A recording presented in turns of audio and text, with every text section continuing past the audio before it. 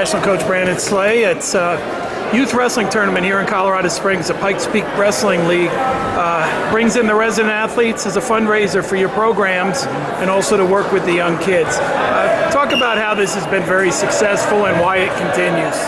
Well, this is our third year to have our Olympic Training Center OTC fundraising tournament for our guys. And first and foremost, I want to thank JI, the Pikes Peak Wrestling League, for putting all the time and effort into helping us play in this tournament and allowing us to have it underneath his leadership, because without him, this wouldn't happen. So Jay's been great. Our resident athletes have been great to come out and run the tables, ref these wrestlers, but also just, give them a hug and encouragement, shake their hand, and just to give them a vision of what it's like to be potential future state champion, national champion, Olympic champion. So I think it's just a win-win-win for our program and our residents.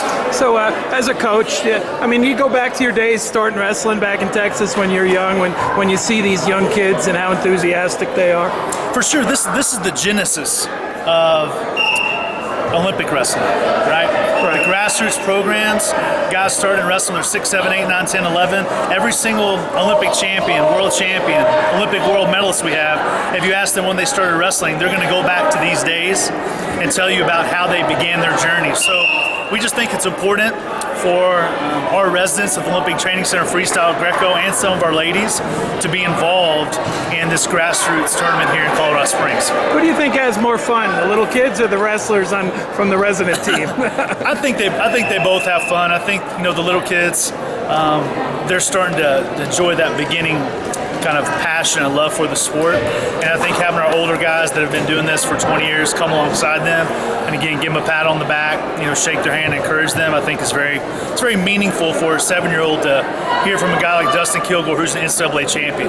Right? Hopefully it's meaningful for a 9-year-old to hear from me to come up and tell him as Olympic champion, hey, I believe that you can become the best wrestler you can be if you work hard and believe in yourself. So I think planting those seeds and giving that encouragement is very helpful.